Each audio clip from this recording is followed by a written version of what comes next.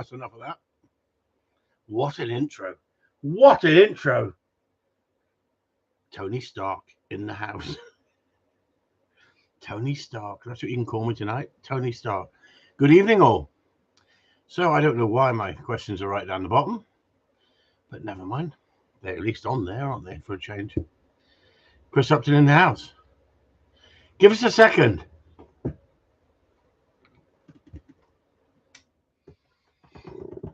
Is that better? I turned the fan off. So Simon Spruce first in the house. Frank Casey. Name that song. No one named it. Jeffrey Arroway's in the house. Hey, just getting some good feedback with this dog, isn't he, eh? Tracy Dodson's in the house. Good evening, Tracy. Malcolm McLaughlin. Not the Tables Talos. Denver Sinner. We've only got 14 people in the house. Honestly, I sometimes wonder, is it worth it? Is it worth getting yourself ready for this?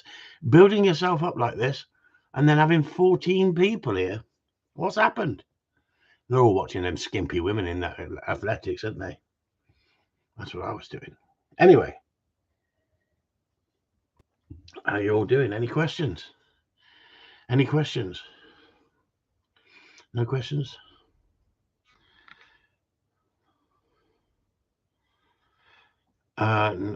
North Law Gundogs. Hi, Chris. On holidays, rare visit. There you go. Good evening. Denver Skinner's in the house. Did not hear the song. You did not hear the song. You did not hear the song. I was going to give a squirrel skin away for that. I was going to give a squirrel skin away for it. But, I mean, if you don't want to play that game, none of you, then fine. Don't worry about it. We won't play that game then. Or should we give them one more go, Sue? One more go? Okay, I'll play it one more time for you. You have to name the song and name the film.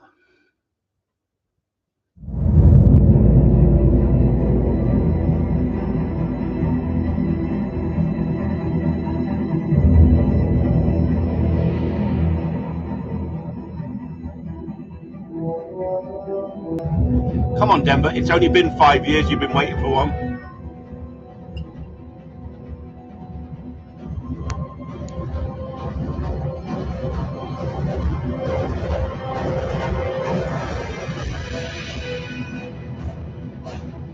We have a winner. Winner, winner, chicken dinner. Well done, Tracy Dubs. Iron Man 3. Wow. Well done. You have a squirrel skin. Semi-address, private. private. Don't put it on here. They'll all be ringing you, all be contacting you. Send us your address private, then we'll be winging a squirrel skin off to Tracy. How about that? Anyway, there was a bit of a tonight and tonight only. You can call me Tony. Tony who? Come on, think about it. Put the two together. Who's thinking quick tonight? There's always an underlined message here. Look at Simon. Look at him. He's a lover man. Well done, Tracy. Honestly, he throws hearts away around like freaking Tony Sark. Well done, Harry. Unlucky. There's not a squirrel skin involved in that one. Tracy's the winner. Chicken dinner. Anyway, the reason why is there. There you go. See it? Look at that. Tony Sark. How about that? Tony Stark. How about that? Even got my own flashing light. See it? My own flashing light on it. Look. Technology for you, isn't it, eh? Technology for you. Yeah, so what I'm having to do, I'm having to write down on a list. All the activities I'm doing. Did the dishes. No freaking chance. 5:30, cook the tea. Was it 7:30, wasn't it? 7:30, cook the tea. Went out with the dogs. It's true, Chris has no heart, says Michael. They've fitted me with a new one. Trying to find one. Yeah, they fitted me with a new one. Andy, innit? Hey, just press a button. Yep, you're dead right, Steve. You are dead right. 45-minute sex session. It takes an hour, I reckon, doesn't it? He's going to be listening to that when he goes back into the hospital tomorrow, isn't he? They're trying to find out why my heart is so fit for a man of my size and my age. Why it beats like crazy sometimes, and other times it's like it's resting itself. So there you go. So I thought Tony Stark, what a great competition. And Tracy Dogs got it, didn't she? Iron Man 3. I'll put the music on for you first. I was gonna lull you into this quiz. A number of you got Tony already, didn't you? Anyway, on that note, write down, Sue. Is it 8:30 or 7:30? 8:30. Write down 8:30. Chris give away a squirrel skin, and his heart skipped a beat. I'm going to really confuse him tomorrow, Stephen, when they go that 45-minute sex session. Because Jesus Christ, he's working overtime. Denver said, I tried what you said on Sunday, dropping the ball close to my young one Hunt, but he hears it and goes straight and picks it. Tried a few times. Too bloody clever. There you go. It's all about timing, Denver. It's all about timing. How many of you on here have thrown a ball how many of you thrown dropping the ball close for the dog to get the dog hunting close? How many of you done that and actually?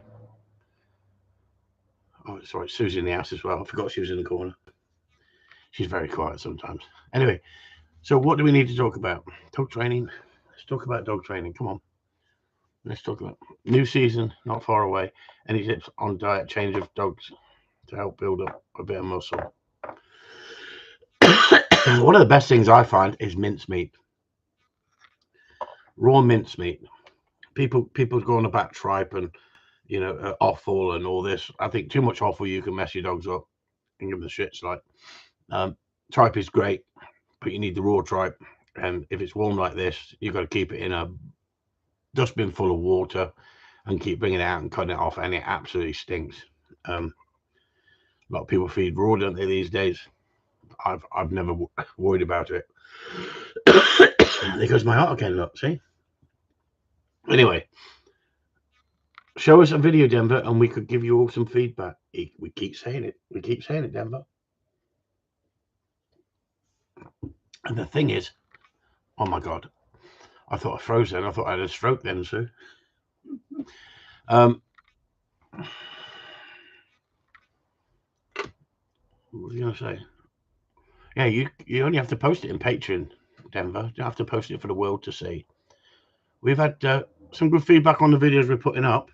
We've had the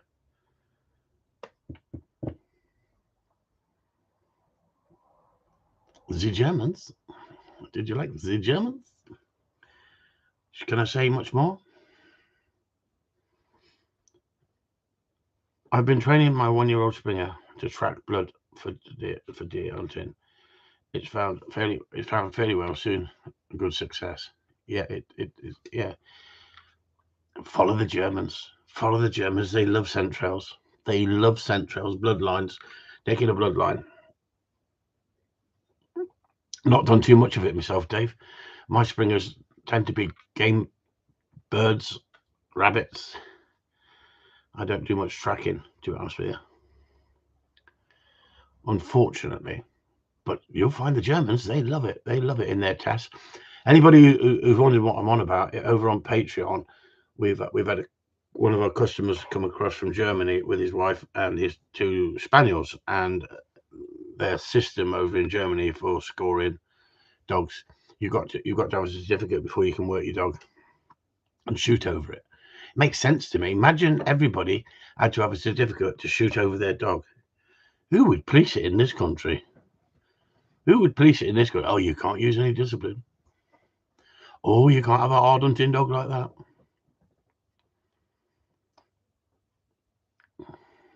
So anybody else on here got any tips for Dave? Scent trailing. Tracking deer. When shot a bird and it's a runner, so the dogs ever hunt and track the blood left. Yeah, but taking a line on a bird is completely different with him than taking a line on deer. But the German, well, he's not actually German.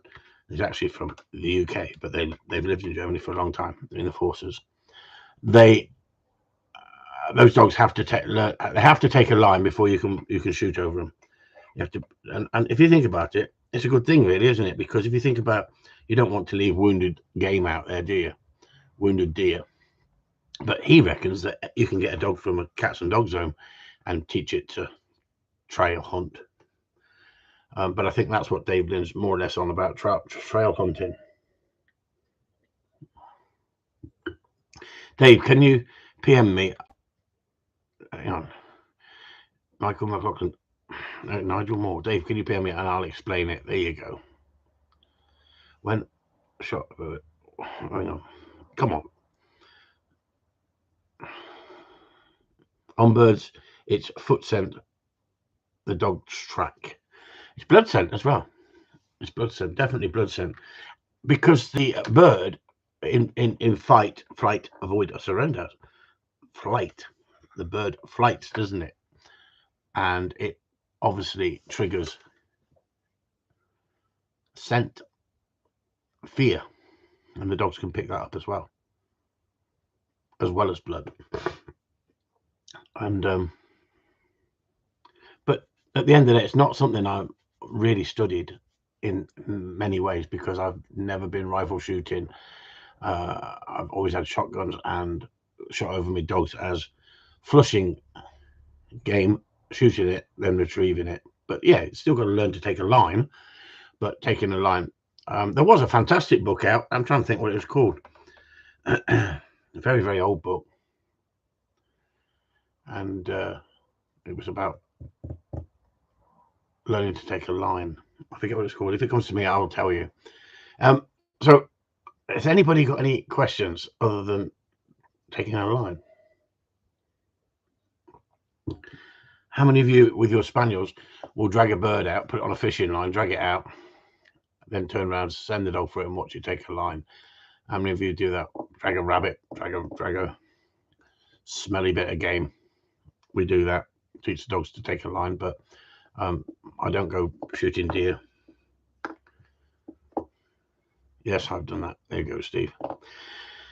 Also, I have a setter lab cross, and he's great on scent, but a bit of a runner. Nearly need a Springer to find them both. Find the e-collar very useful. I use a bleeper as a recall. Are you from America, Dave? Are you from America? Come on, tell us, Dave. Where are you from?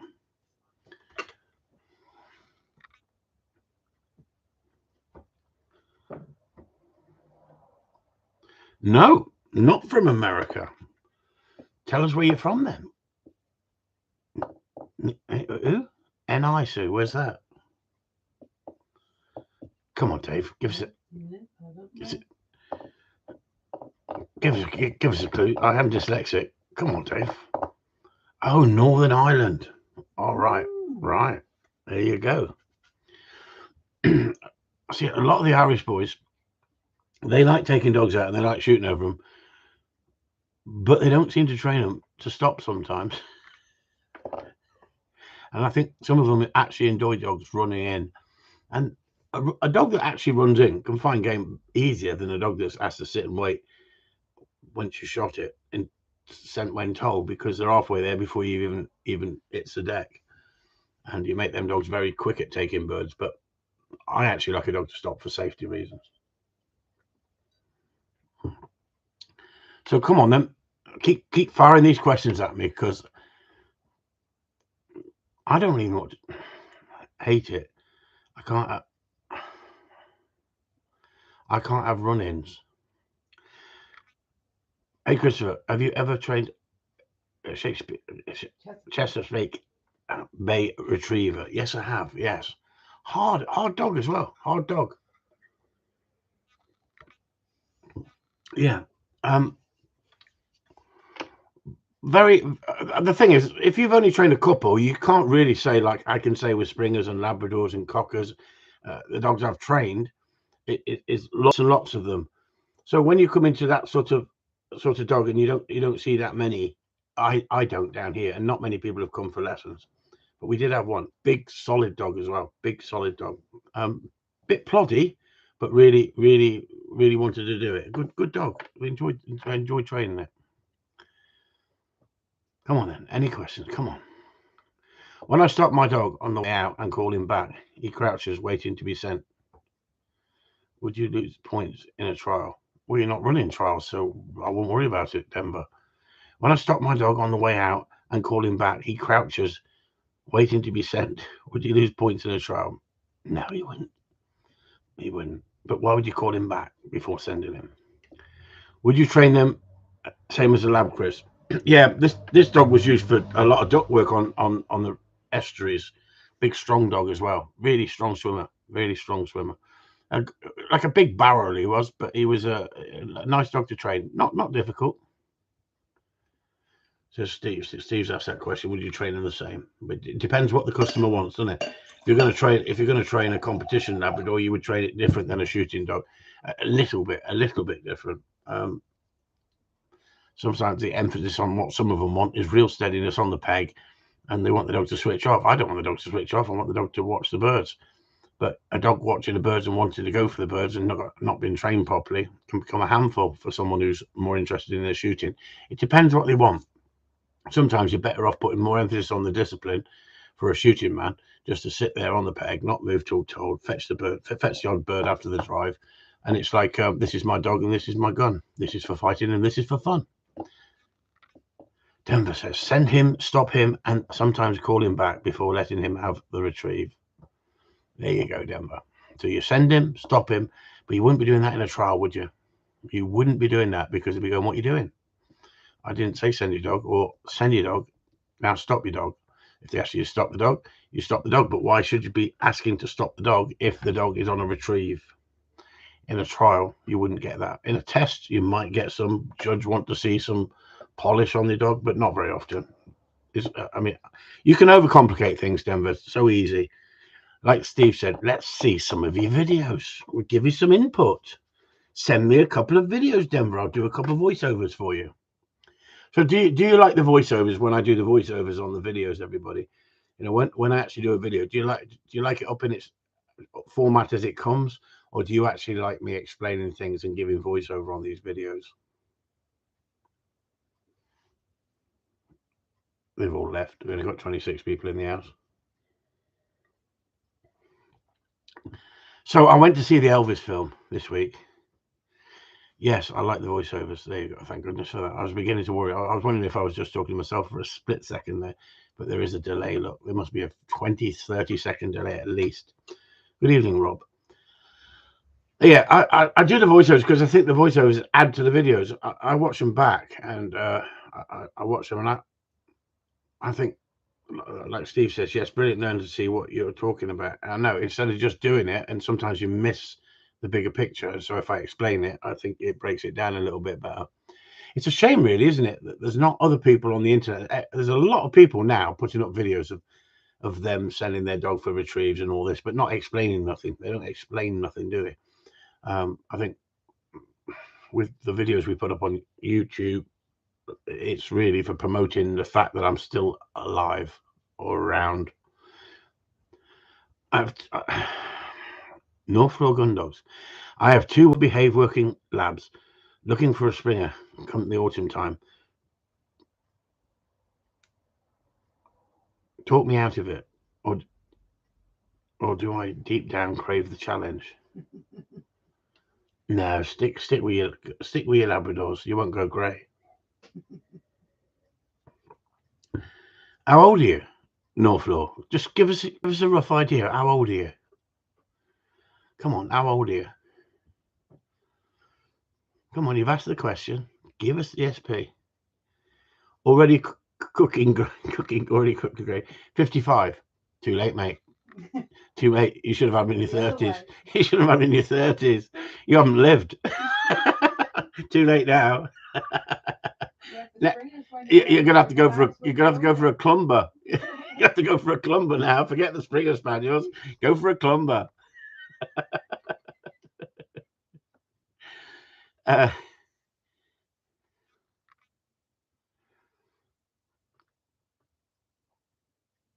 So, right, sorry, I was reading the same things that was up there. What's happened is, for some reason, the questions are all at the bottom tonight, and as they come up, I'm missing a few of them. Great voiceovers, great music. Give us a broader understanding of what's actually going on. Always been a lab man, just working on my first Springer. So much sharper. The other way round, North Law, is I said to myself, I'm not going to get a Labrador till I'm 50. Well, I think I started really training Labradors at 40. And I thought I'd had them for customers, but for myself. And I thoroughly enjoyed them. I absolutely thoroughly enjoyed training them. I thoroughly enjoyed working in the field. And I didn't like running them in competition because down in sunny Cornwall, there's no walked up, it's all driven. So there's a lot of standing around.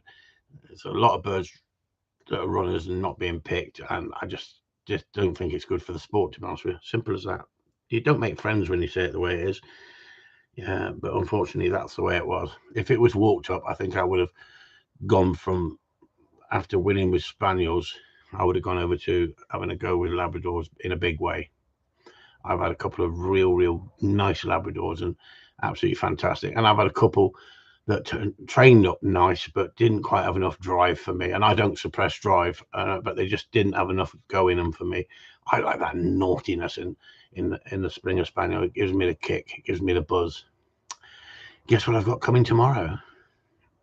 I've got a Springer Spaniel coming tomorrow that is 4 years old, and they can't get the stop on him. So they're going to be bringing him here to Christopher. 4 years old. Shay Quinn said he's getting his first Springer on Saturday, and I trained a duck lab before. How would you compare the trainability between a lab and a spaniel? I think labs you can train in your sleep. I'm not being rude here. There's many a good dog man who can train a Labrador, but can they train a Spaniel? That's what the old saying is. I think there is a point to that. I think if you're a good dog man, you can train dogs, but to train a Spaniel, and not suppress the drive, but control that drive, and have a driven Spaniel. Anybody can suppress a dog. As simple as that. I see so many people suppressing dogs by doing too much too soon with them. It's the naughtiness I'm after. There you go. Keeps you alive, doesn't it? I was thinking of going for an holiday in Thailand, but with this thing on me, I think I'm going to wait till they find out what the triple ticking is. Might be. Quinn said, my lab was moating a little on the way back to me. I reintroduced the placeboard on the retrieve and he quit moating. Do you know why that would help him stop moating? No, I honestly don't know why it would stop him mouthing. Not on the placeboard. I've never come across that myself. So that's quite interesting. I've had dogs with mouthing stuff. And we've managed to get over that to a certain extent, but why the dog should do it on a placeboard, I don't know. We've actually got videos, funny enough, going out with the client and his wife who came over from Germany with their 2 spaniels, and they weren't retrieving to hand, and they were dropping it, and we put them on a placeboard and tidied up a lot of things on the placeboard, and actually the dogs enjoyed getting up on the placeboard. But I can't actually answer that one, why your dog was mouthing it a little bit on the way back.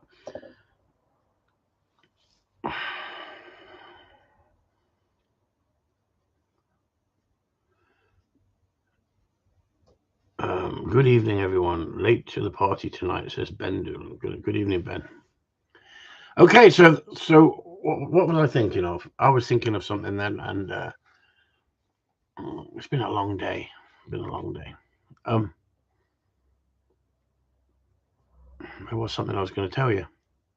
Anybody else got any questions? Just keep firing questions at me. I have a run in the Molly Game Fair in the novice working test on Friday with the Goldie. Any tips? Noise distraction. Do you know what? It's out of a funny kit.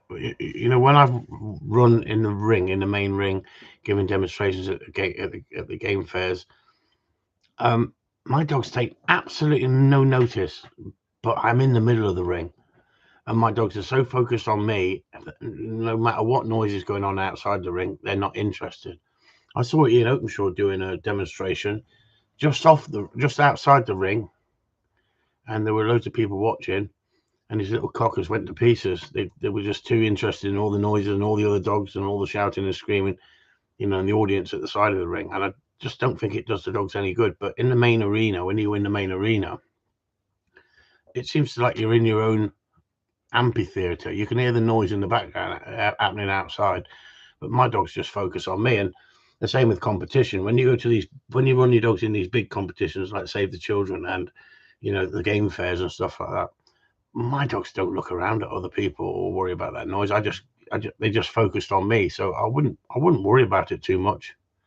I'd just enjoy yourself. Go out there and enjoy yourself, and most of the time your dog will focus in on you. If you're showing nerves, the dog picks up on those nerves. It's as simple as that. I just started hunting my lab at 20 months. Prior to hunting, I strictly use him as a sit and wait dog for duck and geese. If I work hard, will I be able to get a stickiness out of him? Okay, I'm going to have to read that again because that's slightly confusing. I just started hunting my lab at 20 months. Prior to this hunting, I strictly used him as a sit and wait dog for geese and does. So you think you've made him sticky by putting a stop on him and controlling him, and now you want to get the stickiness out of him? Is that what you're trying to say? The thing is, I think it's so important to let dogs run in. I think, a lot of people are worried about dogs running in. I'm not talking about on game. I'm talking about with the tennis racket in the tennis game. If I bang the ball out and I say get out, the dog's allowed to go straight away. And I'm teaching the dog to get to the fall. So I'm creating drive, but I'm also teaching the dog to get to the fall, not drop short. Right, now when you say sticky, well, a Labrador isn't going to hunt like a spaniel, but I like a Labrador to put his nose down and find something for me under his own steam rather than looking for me for guidance all the time. So if you overtrain, you can make them sticky. It's as simple as that. So sometimes if a dog becomes slightly sticky, go backwards and let the dog have a little bit more freedom. If I bang the ball out on the racket and I say and I don't say get out, the dog's not allowed to go. But with a young dog, it's going to want to go until you've taught that. But I don't put the emphasis on the steadiness until the dog's really, really keen. And a lot of people put the emphasis on dogs before they're really keen, and that makes them sticky. That's what makes them sticky. My Denver Skinner, my older spaniel mouth a bit, but younger one, not at all. Just proves my older spaniel mouths a bit. What does it mouth? Does it mouth you? Does it mouth the kids? Does it mouth the dummy? Come on, Denver, give me a little bit more information. Sometimes it's a bit of a guessing game. Do you do any rifle shooting? No, I don't, Dave. I've never owned a rifle. I've never really wanted to go fox shooting. I've shot foxes, don't get me wrong, but I've never been rifle shooting. It's all rabbits and game birds for me. And to be honest with you, Dave, the only reason that I have ever picked up a gun is because of the dogs. That's the only reason. I've never got a buzz from shooting, unless on the odd occasion you shoot you nail a beauty, and you're like, whoa, that was a good one. But it just, with me, it's just become part of my life. It's become part of my life, and perhaps if I didn't shoot for 5 years and then picked up the gun again, I might think, oh, I really enjoyed that. But because I shoot, it's like a busman's holiday, isn't it, really? I shoot for the dogs. I shoot to kill for the dogs. And without being able to shoot over dogs, how can you call yourself a gun dog trainer? How can you call yourself a gun dog trainer? It's like a butcher not having knives, isn't it? Simple as that. Yes, he's handler reliant. Yeah, well, sometimes when the handler reliant, you've got to go backwards a little bit. He will hunt for a while, then look at me for hand signals. I love your honesty. Thanks a lot for that. I think the majority of people get this, and novice people get this more than professional people, because professional people know when to put the stop and the control into a dog when it's got enough drive. The old methods used to be put the steadiness, put the control, ball the dog so it doesn't move, and then it'll just get a little bit more driven once you get on the real stuff. I like it the other way around. I like to get it really driven, really wanting it, and when the dog doesn't want to listen to you, you can chastise it for the dummies and the balls because you've built loads and loads of drive, and then you hardly ever have to get after on game, because the ball and the dummy meant so much more to them in their early days, and yet you allowed the drive, you allowed the desire, then you put the control in. So as soon as you get them on game, you don't have a problem. Hey presto. It's when you put them on game and they get the love of chasing and the love of you can't do nothing about it. That's the biggest thing. And those videos I've just shared in Patreon with our new members from Germany who are living out in Germany, Nigel and, of course, on the top of my head, Nigel and his 2 spaniels, and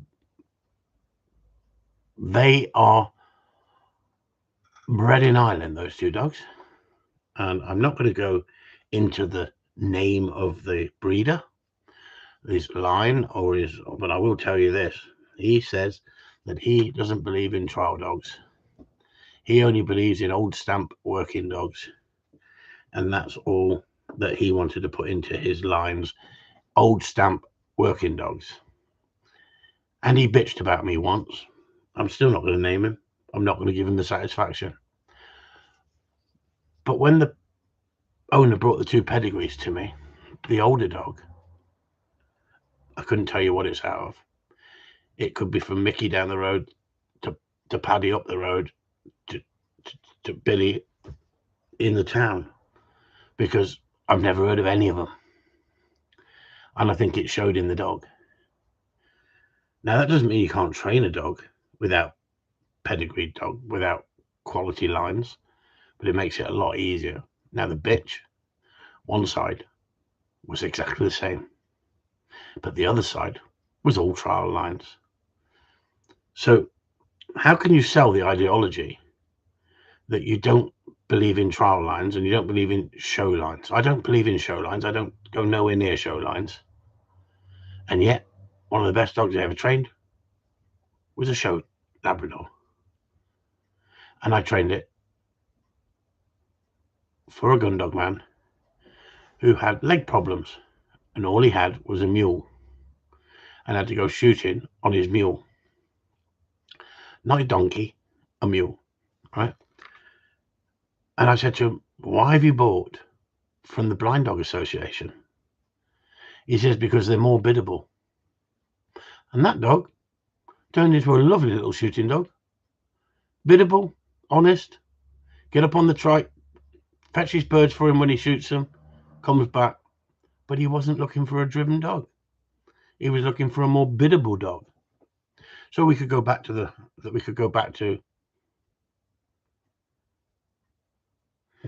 Michael says, definitely see that a lot more over here. Trial lines mixed with local hunting lines. Nothing wrong with mixing the lines, but don't say you don't do it and then do it. That's what I'm on about. I can't stand charlatans. There's nothing wrong with good working lines. There's nothing wrong. If you think about it, the Sheepdog Association pulled away from the Kennel Club, and farmers just bred from a farmer's decent dog that's proved itself in the field. Dogs that prove themselves in the field, I say, good on you. But the fact is, the dog he had was 4 years old. It was the noisiest thing I've had here for a long time. I had to suppress that noise. I did suppress the noise to a certain extent. It introduces more control into high drive hunters. I don't know if it does. It depends what lines they are, Michael. I think that if you're looking for a plodder, a dog of... Yeah. If Keith Erlandson used to say, the Queen Anne legs was a good thing, because the Queen Anne legs give them a big chest, it give them a big cavity, a big heart in there, and they could hunt all day. Well, the first two dogs I ever bought off Keith Erlandson were the noisiest dogs I've ever had, and they had Queen Anne legs terrible. I was so disappointed. I bought into Gwibberton, and I was so disappointed. He didn't charge me a lot of money for him. He was really good, but I'm being totally honest. I love the guy's knowledge. I love the guy, what he achieved, but it was the worst two dogs I think I ever bought. What a terrible thing to have to say, but I'm being totally honest. I give them away to a keeper, and every time on the shoot, you could know where the keeper was in the woods. You could hear the dog go, "Hoo, hoo," like a freaking basset hound. Horrible noise. I give them away. I wasn't having them in my kennel. I wasn't going to breed off them just because they were women. The problem is with shooting lines, a mate down the road's got a dog that he goes shooting with. How do you know it's got a good mouth? How do you know it's not making noise? But if you're particular with what you breed with or what you introduce your lines to, it gives you an idea of quality, doesn't it? If you're particular and you know your mate's dogs and his history behind his dog. But the problem is, if you're just putting any dog with any dog, you could end up with any dog, couldn't you? And then you could end up saying, well, I'm not going to get rid of it because I never get rid of my dogs. And you end up with a dog that's a pain in the backside because it's got noise, it's got hard mouth. The idea that people go for quality working lines is because they've proven themselves in the field. But I totally understand if you don't want a hard-driven dog, there is something about weakening those lines. I understand that. And so bringing that outcross into that, I perhaps understand to a certain extent if that's what you really want. But you've got to be so careful, because do you know the lines behind them? Because if they're not proven or they're not you'd have to know everybody in the lines behind, wouldn't you? Else you could be introducing something not good into your line. That's my thought about it. Have I trained non-competition dogs, non-pedigreed spaniels? Yes, I have. Don't know what the lines are. Have they trained up? Yeah. Have they been spectacular? Not very often. Not spectacular. But the difference is, does everybody want spectacular?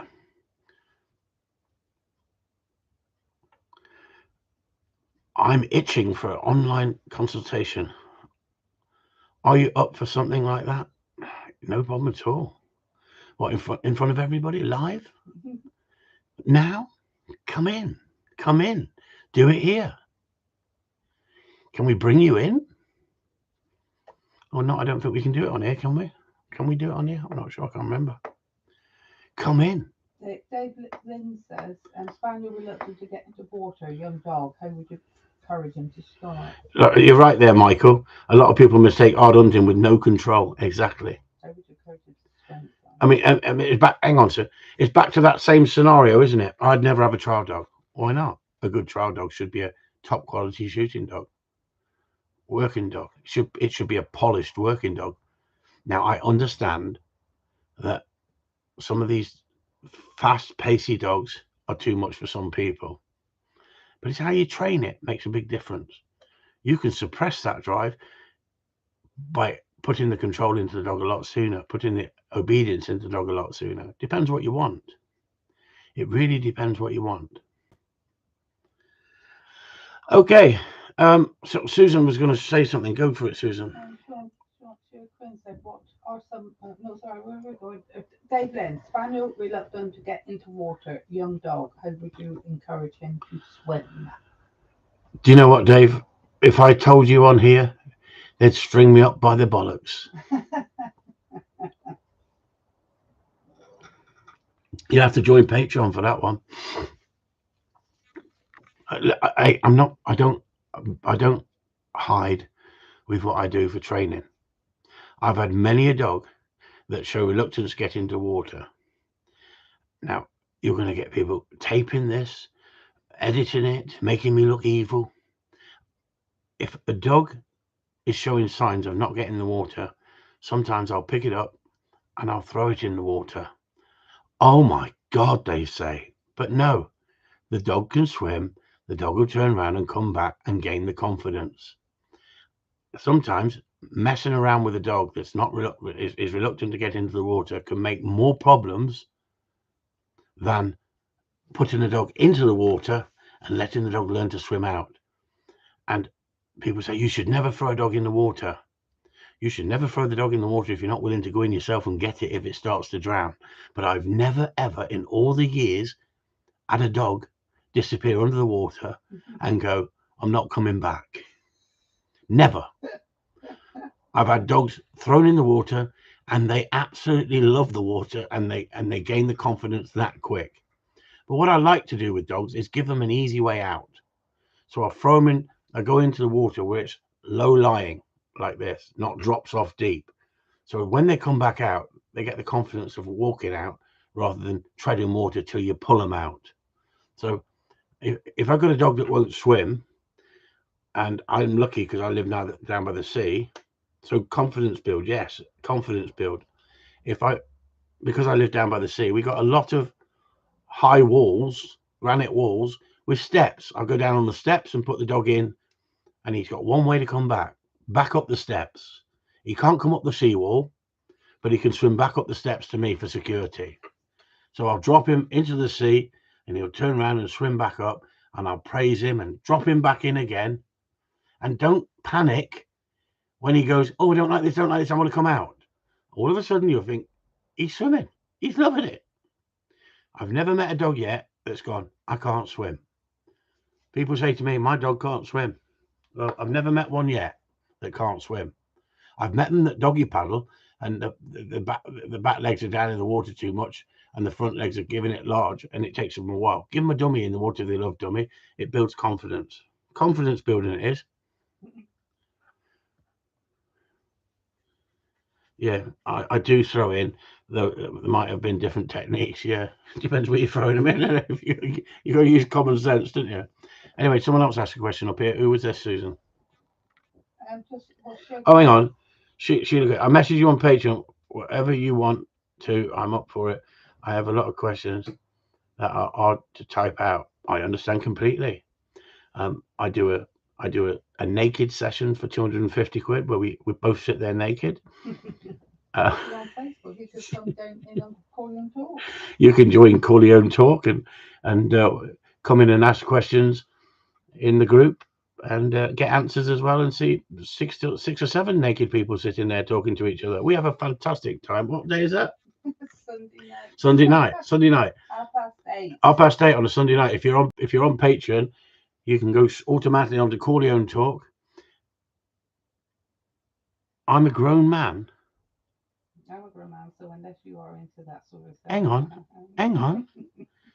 I never said we couldn't sit there naked and talk to each other. I wasn't being rude. I wasn't looking for a lady friend. I take it as it comes.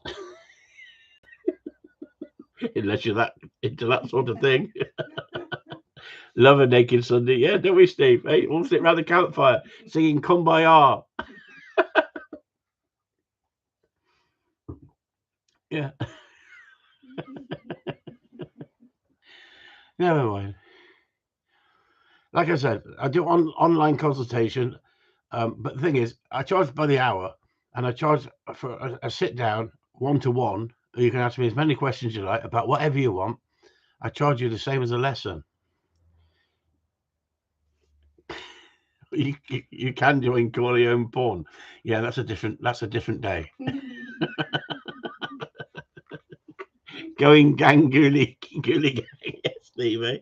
I bet we got people thinking now, haven't we? Yeah, I was thinking that myself. You are a cook. What the hell is he on about now? Cookie, what the hell are you on about? I tell you what. Are you from Ireland? Looney. Fucking cooking. America. We got one, America. Yeah, well, everything in America is always bigger than everything over here. But we've had Americans over here, and they've gone, see that tree? We've got trees 3 times that big in America. See that car? That's nothing. We got cars 5 times that big in America. See that water? That's nothing, ain't. That's nothing. We nothing wrong with a bit of naturist. That's it. Irish blood as well. There you go. So then they go, see that church? We got churches 5 times that big. I said, see that building there? Yeah, we got buildings like that 10 times bigger than that. I said, that's our local nut house. On that note, who's going to change? Oh, are we going? What president? Can you get rid of that Nancy freaking what's name trying to take on China? Can you freaking get rid of her for us? She needs taking out, doesn't she? And sacking. She needs taking out and sacking, doesn't she? She needs to be sat down and gone, listen, you're a nut job. You were a nut job when Trump was in, and you're still a freaking nut job. Hawks, aren't they? Hawks. Looking to take on China at the moment. Do we really need to fight China at the moment? Especially when Russia is yeah, Russia's freaking loving this, isn't they? Yeah, come on, kick off, bastards. What a stupid nut job that woman is. She is a monster. She is. My country has lost its mind. Yeah, it's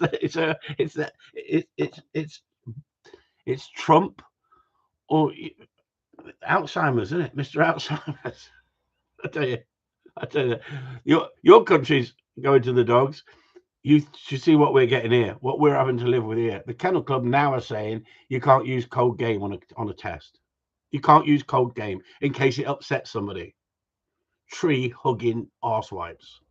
Well, what the hell do you use on it? Just dummies then? Yeah, just dummies. You can't use you can't get a cold game test anymore. They're blocking it. They're saying because it's not ethical. It upsets too many people. Your country's lost its mind. Our country's lost its mind. Honestly, I just don't believe it. We're all going to the dogs. Yep, it's all to do with hillbillies anyway. This is a lovely conversation. You said you wanted to talk to me. Was it you wanted to talk to me, or was it somebody else wanted to talk to me in private? See, it's not. No, what's not? Yeah. Hang on, he said I messaged you on Patreon. So if you're on Patreon, why don't you come over to Corleone Talk? I wonder if you speak to Chris Duval on here. He put you on Corleone Talk, and then you can come over and join the group and ask as many questions as you like, free of charge on there. If you're on Facebook, and it's a private group, it's not that everybody can hear it. You ask any questions you like. Anyway, any more questions? Can we use a cold chicken from Tesco? What for? The test. Yeah. Julian Leeds, can we use a code G? Imagine you turn up with some squirrels, Jules. You can shout, do you want a red one or a grey one?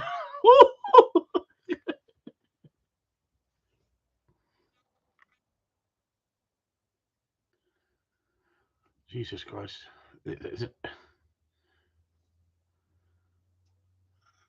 I'm going to show this because you'll have to see what I have to handle. Dave Lynn's comment there. Look, stuff a dummy up a pheasant's arse. You can have people having freaking nightmares thinking about this, Dave. Are you another American? Is he American? Stuff a dummy up a pheasant's arse. We did share a video the other day. A lady trainer who's a clicker trainer in this country. She's got into cockers, and she's doing training videos. And she said, "Ladies who can't throw." Who can remember what that dummy was? What she said she threw with the string on it. Anybody remember what that was called? What she was calling it?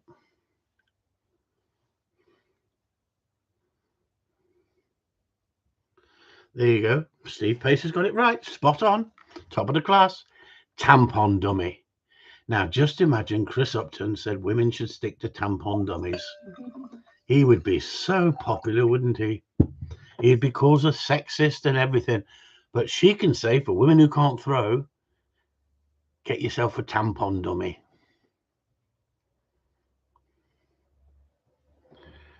Well, you said you couldn't use code game. Yeah, you're right there, Dave. You're right there.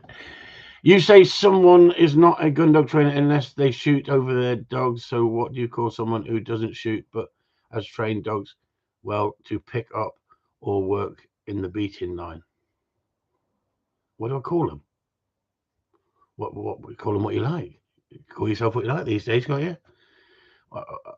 You say someone is not a gun dog trainer. Now I said, how can you be a gun dog trainer? How can you call yourself a gun dog trainer if you don't shoot over your dogs or you don't shoot over people's dogs? How can you train them? Oh, I take them picking up. I work them in a beating line. Does that make you a gun dog trainer? No. It makes you a gun dog owner, and you're working your dog in a line. But just because you don't shoot over your dog, what gives you the right to say you're a gun dog trainer if you don't shoot over dogs? Eh?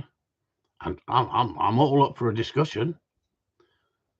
All up for a discussion. So if you're not supposed to judge unless you've won, and you're only supposed to judge what like say you've won a novice trial, you can judge novice trials. If you won an open trial, you can judge open trials. If you won the championship, technically you can judge the championship. But there's people out there who've judged the championship who haven't won the championship, but they've made up open dogs. Could you say that those people aren't qualified to judge the championship or judge the trial if they've not shot over dogs? There's plenty of people out there judging who haven't shot over dogs. It's my opinion, and my opinion is my opinion. What your opinion is completely up to you. But I'd like to be judged by a judge who shot over his dogs. And let me just give you a little bit of insight in that. I went to an open trial. To win an open trial, to win a novice trial, that gets you into open trials. So technically your dog, every dog in that open trial had won to get a run, to be able to run in open trials. Technically. So they've been proven. They've been proven that their mouth is right on the dog. And they've been proven that they're a good dog to get through to open standard. And then we went to an open trial, and there was a guy there shooting with a 20 ball. And he was a double A panel judge. He was a Labrador judge, and he was a Spaniel judge. A panel, double A panel. Good judge as well. And I think I was running about 8th. And the first 4 dogs on our side got put out for hardmouth by a judge. And this is an open stake. And then I came in. and I ran my dog. They shot a bird. He picked it, brought it back. He starts handling this bird, spinning it around, turning it on its back, looking at it. And I said, "What's the problem?" He said, This bird is in. I says, "Yeah." And he said, "It's damaged." I says, "Yeah." I said, "You just put the first 4 dogs out for hardmouth. Have you ever done that in your life?" "No," he said. I said, "Don't you think there might be a reason for it?" He said, "What do you mean?" I said, "Well, these are young birds, early in the season, open trial, and you've put the first 4 dogs out for hardmouth on your side, and now you're questioning my dog. Don't you think you should be questioning what cartridges he's using and what gun he's using?" And the gun looked at me and winked, because I knew him, and I knew what gun he had. He had a 20 bore, and he was hitting them dead center of the pattern, about 20 feet out, and blowing the shit out of them. Right? So don't tell me that being experienced gun is important or not important as a gun dog trainer. And I think a judging is exactly the same. If you don't shoot over dogs, how do you know what you're judging? How do you know whether that bird was too far out when they shot it? How do you know whether that was an easy bird, a bird that was worth picking as a runner, or putting the picking up dog on that bird because it just wasn't fair in that situation? The whole idea is some people think they're gun dog trainers, and some people pretend that they're gun dog trainers, and some people are generally gun dog trainers. But I think if you're going to take money off people, you better have a reasonable understanding of how to shoot over dogs and how to train dogs with the gun. Else, don't call yourself a gun dog trainer. That's only my opinion, but I'm entitled to my opinion. So, anybody else got anything to say? Yeah. Shay Quinn, read that one. My son, 2 years old, has been watching your videos with me. Oh my God, Shane, don't do it. And he tells the dog to sit up and get out in a sort of British accent. Do you know what? It's so funny, isn't it, what kids do, isn't it? They get hooked into it, like the dogs get hooked into it. We get people coming here and fetch it up and sit. Fetch it up? He used to say fetch it up, yeah, sit down like an American, yeah. British accent, yeah. It's, do you know what? I don't know why. I'm so popular. Now, I'm not trying to blow my own trumpet, but the amount of people who said I've watched every one of your videos, you haven't. You've got to be obsessed if you watched every one of my videos. But we've got a wonderful following. We've got a great group of people, and we get results. And you don't have to come here training to get results. We've got members of the group who've put up videos of their dogs, or I've seen their dogs when we met up on shooting situations. They've been absolutely fantastic. They've trained them to a really good standard. Should be proud of themselves. So some people say you can't train dogs on the internet by watching the internet. A load of rubbish. Chris Upton has proved it. But what people don't like, they don't like the fact that you become successful. That's what upsets them. He also, his 2-year son also says, but he says good lad instead of good boy now. Hang on, what does Michael mean here? Michael, she does she as well? You've lost me. Come on. Is this what he said at the top? My son's 2-year-old has been watching it. All right. Did he swear? No. Not yet, but he says good lad instead of good boy now. Bless him, eh? It's kind of funny, isn't it? It's like one of my grandsons loves watching me train dogs, and the other one, he's not interested in the slightest. Not interested in the slightest. One of them, my daughter told me today. He said he's going in to see his mates, and she found him with a girl. She said, "You better not get him pregnant. Better not get her pregnant." And she says to me, the other one's not interested. I thought, well, we're all different, aren't we? We're all different. Give them a couple of years, they change. Anyway, on that note, you've had an hour, haven't you? 1 hour. We've had more than 60 minutes, Sue. Yeah, Shay Quinn says, I think I know why people like your videos. You treat gun dog training like an art rather than book of instructions. That's very nice of you. But I'll tell you why I do it the way I do it. It's because I'm dyslexic. As simple as that. I struggled in school. I got beasted at school. I got called a dunce. I got called an idiot. And yet I'm an hands-on person. I could take an engine out at the age of 16 out of a Mark 1 Escort without instruction. But you give me the book, I would struggle. I could take it out, no problem at all. By watching someone, I can do something. With gun dogs, it just seemed to come natural to me. I was good at sports. Don't get me wrong. I was good at sports over the years, but not top notch. I couldn't quite make top notch. I made county badminton. I made I got tested to play rugby for Notts County years and years ago when I was 17, 18, and didn't quite make it. And then I got into the dogs, and it just seemed to come natural to me. But the more I study it and the more I look into it, the more people make it complicated, the more difficult it becomes. If you keep it simple and think simple, like the dogs, it works a treat. Absolutely works a treat. The only problem is when I first started, and I had a we call it website, don't we? I don't think people got websites these days. I was one of the first people to make my own website in the Gondog world, and I always pulled in business from being a businessman, and that's one thing I am good at is a businessman. But the modern day Gundog trainer, he can't just be a businessman. He has to sell himself in so many different areas.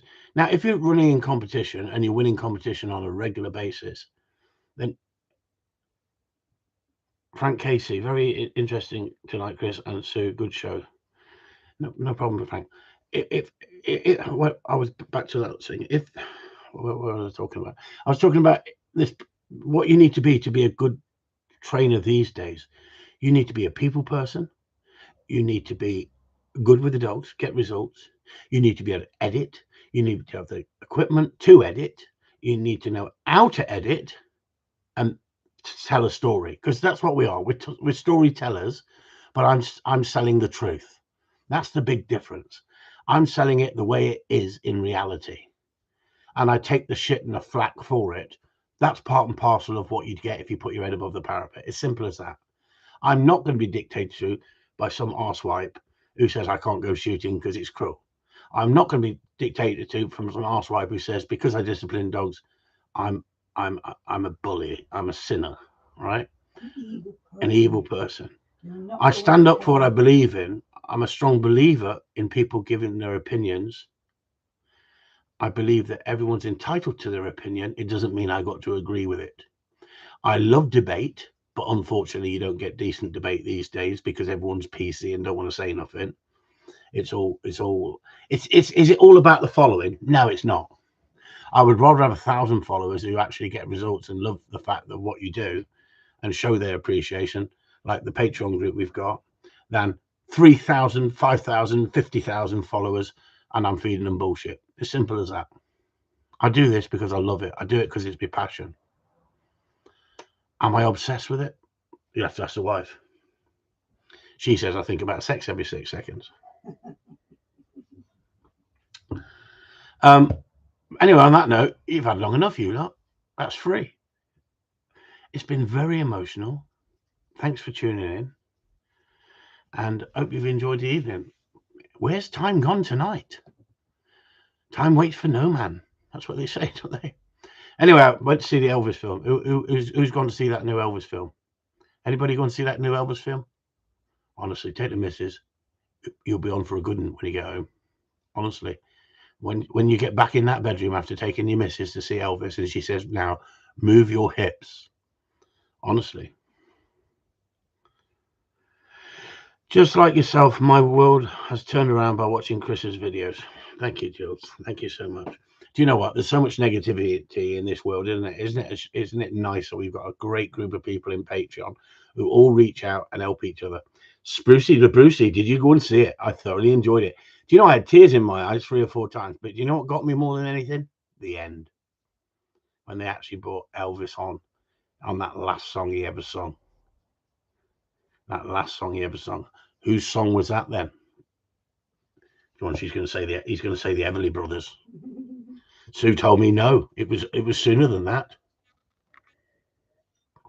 I thought that song was the Everly Brothers.